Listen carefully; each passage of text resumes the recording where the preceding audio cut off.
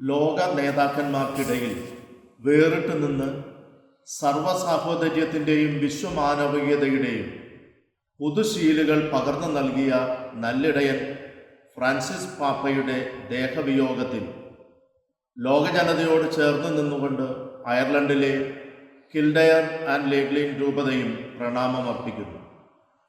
എല്ലാ ദൈവാലയങ്ങളിലും പേപ്പൽ പതാക പാതി താഴ്ത്തിക്കെട്ടിയും അനുശോചന ദിനത്തിൽ അദ്ദേഹത്തിൻ്റെ വയസ്സനുസരിച്ച് 88 പ്രാവശ്യം പള്ളിമണിയടിച്ചും അനുസ്മരണ ദിവ്യബലിയും പ്രാർത്ഥനകളും നടത്തിയും ഈ രൂപതയും രൂപതാധ്യക്ഷൻ അഭിവന്യ ഡെനിസ് നൾട്ടി മെത്രാൻ്റെ ആഹ്വാനം സ്വീകരിക്കുന്നു.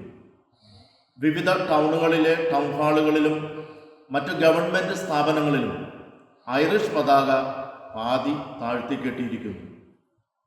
സുവിശേഷ താളുകളെ മനുഷ്യത്വമാർന്ന നയനങ്ങളിലൂടെ ദർശിക്കാനും വ്യാഖ്യാനിക്കാനും തെല്ലൊരു ശ്രദ്ധ കാണിച്ച ഇടയശ്രേഷ്ഠനായിരുന്നു ഫ്രാൻസിസ് പാപ്പ.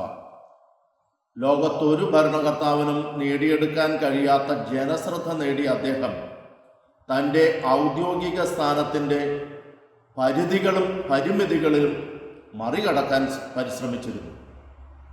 നൂറ്റാണ്ടുകളുടെ ചരിത്രം ഉണർന്നിരിക്കുന്ന വത്തിക്കാൻ സെൻറ്റ് പീറ്റേഴ്സ് ചത്വരത്തിൽ നിന്ന് 2 പ്രാവശ്യം ഊർബി എത് ഓർബി ആശീർവാദവും 3 പ്രാവശ്യം പൊതുദർശനത്തിലെ നേരിട്ടുള്ള കാഴ്ചയ്ക്കും ഭാഗ്യം ലഭിച്ച എനിക്ക് അദ്ദേഹം നൽകിയ മനുഷ്യത്വമാർന്ന പ്രബോധനങ്ങളെ ഉൾക്കൊള്ളാൻ കഴിഞ്ഞിട്ടുണ്ട്.